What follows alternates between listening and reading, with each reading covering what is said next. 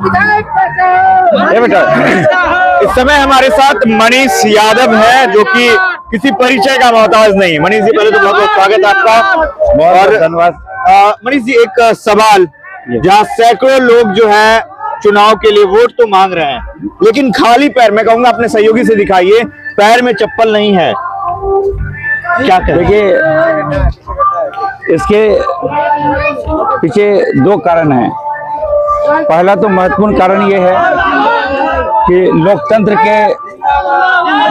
के इस महापर्व में एक महत्वपूर्ण भूमिका में मुझे राष्ट्रीय जनता दल महागठबंधन परिवार ने एक मौका दिया है और जनता जनार्दन के चौखट पर मैं माथा टेकने जा रहा हूं। तो जिस तरीके से मंदिर और मस्जिद जब हम जाते हैं तो जूता चप्पल उतार कर जाते हैं, तो मेरे मन के अंदर ये भाव उत्पन्न हुआ कि हम जनता जनार्दन के पवित्र आंगन में जा रहे हैं, मंदिर में जा रहे हैं, तो हम एक पवित्र भाव के साथ उनके चौखट पर माथा टेकने जा रहे हैं, तो हम खाली पहुंच जाएं।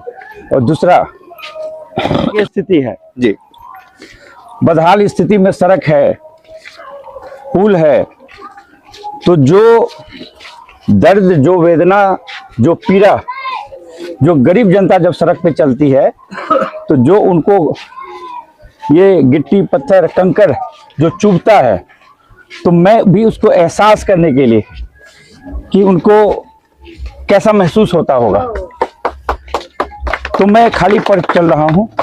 हो सकता है इसको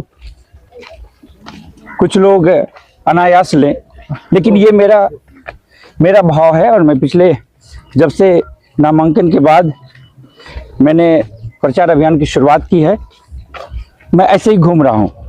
चाहे वो, क्या लगता है कि सड़कों पर खाली पैर चल, मैं कहूंगा अपने सहयोगी से थोड़ा नीचे दिखाइए, इस पे खाली पैर चल पाना क्या संभव है? और लोगों का अपना एक प्यार और स्नेह, मनीष यादव का मैंने वो भी प्यार देखा था जब ये मुखिया की, इनकी पत्नी मनीषा चुनाव लड़ रही थी, उस समय भी मनीष यादव मुझे खाली पैर मिले थे, और है ना, उस समय भी आप खाली पैर घूम रहे थे, पूरा पंचायत मैंने आपको देखा था। क्या लगता है, लोगों का जो रुझान है वो आपके तरफ आ रहा है, क्या कहेंगे लोगों के लिए? बिल्कुल, अभी आप देख लीजिए कि पोस्टल बैलेट का जो मतदान चल रहा है, और ऐसा प्रतीत हो रहा है कि एक तरफा जो मत है वो क्रमांक संख्या 2 पे राष्ट्रीय जनता दल और महागठबंधन का जो उम्मीदवार यानी कि मैं, मनीष यादव को मिल रहा है। गुप्त मतदान है, लेकिन आपको एक वातावरण में जो एक भाव, जो रुझान महसूस होता है, तो मैं समझता हूँ शुरुआत हो चुकी है पोस्टल बैलेट के माध्यम से और आपके चैनल के माध्यम से, क्योंकि आपका चैनल न सिर्फ जिला, सीमांचल और कोसी में बहुत प्रख्यात चैनल है। आपके चैनल के माध्यम से मैं हाथ जोड़कर ये विनम्र निवेदन करता हूँ, नरपतगंज विधानसभा के सभी मतदाता जो इलेक्शन ड्यूटी में हैं, सरकारी कर्मी हैं, आपने बेशुमार मोहब्बत के साथ अभी तक मनीष के लिए मतदान किया है। कल 2 तारीख तक आखिरी मतदान है। आप लोग इसी तरीके से अपना प्रेम, अपना स्नेह, अपना आशीर्वाद मनीष को मतदान करके आप दीजिए। मनीष आपको मायूस नहीं करेगा। और जो हमारे नेता तेजस्वी यादव जी को जितनी सरकारी कर्मी की चिंता है, उनकी जो पीड़ा है उसको समझते हैं, और हम नरपतगंज विधानसभा के तमाम 42 पंचायत के जो सरकारी कर्मी हैं, भिन्न भिन्न क्षेत्रों के शिक्षकगण हों या अन्य कर्मी हों, उनको मैं भरोसा दिलाता हूं कि आपकी समस्याओं को मनीष पूरी गंभीरता से, जिम्मेदारी से विधानसभा में उठाएगा। चलिए, उठाएंगे। और सबसे बड़ी चीज मैं आपको बता दूं, क्योंकि हम भी सोचे कि आज मनीष जी के साथ रहा जाए, मैं आपके साथ घूम रहा हूँ, बच्चों से बड़ा लगाव है आपको। ये बच्चे जो हैं, इनके बच्चों के मुंह में सदाकत है, और बच्चे जो है, जब ये इनके अंदर ईश्वर का वास होता है, और बच्चे को जब मैं गले लगाता हूं तो मुझे ऐसा प्रतीत होता है कि मैंने जो है सही मायने में जो इनकी जो बुनियादी समस्याएं हैं, जब इनको देखता हूँ तो मुझे ध्यान आता है कि शिक्षा व्यवस्था क्या है, चिकित्सा की व्यवस्था क्या है, छोटी छोटी बुनियादी समस्याओं के लिए किस प्रकार। अब देखिए प्रधानमंत्री नरेंद्र मोदी जी ने कहा था कि 2022 तक देश में सारे कच्चे मकान पक्के मकान में तब्दील हो जाएंगे।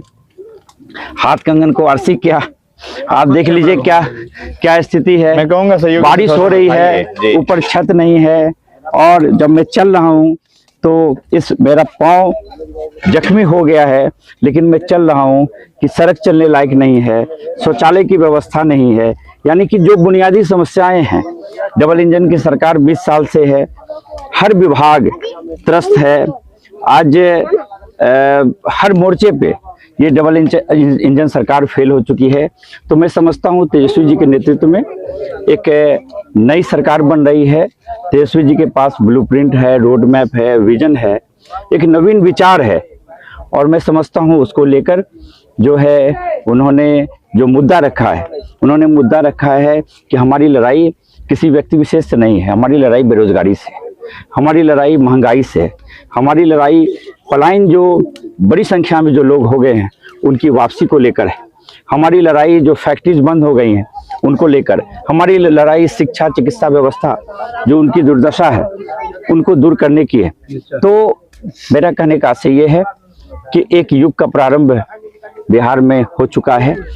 आदरणीय तेजस्वी यादव जी 14 नवंबर को जब 2/3 बहुमत के साथ मोतियों की माला पहन रहे होंगे तो उसमें एक माला नरपतगंज की भी हो। चलिए, अभी आपने सुना हमारे साथ मनीष यादव थे जो कि नरपतगंज से राजद के उम्मीदवार हैं। अभी एक ये महादलित बस्ती इसे कहा जाता है, यहाँ पर थे और लोगों से लगातार जनसंपर्क कर रहे हैं। अब 11 नवंबर जब यहाँ पर वोट डाले जाएंगे, क्या रुझान रहेगा लोगों का, ये देखना काफी दिलचस्प होगा। बाकी हमारे साथ खबरों में बने रहिए और देखते रहिए पब्लिक न्यूज 24 भी।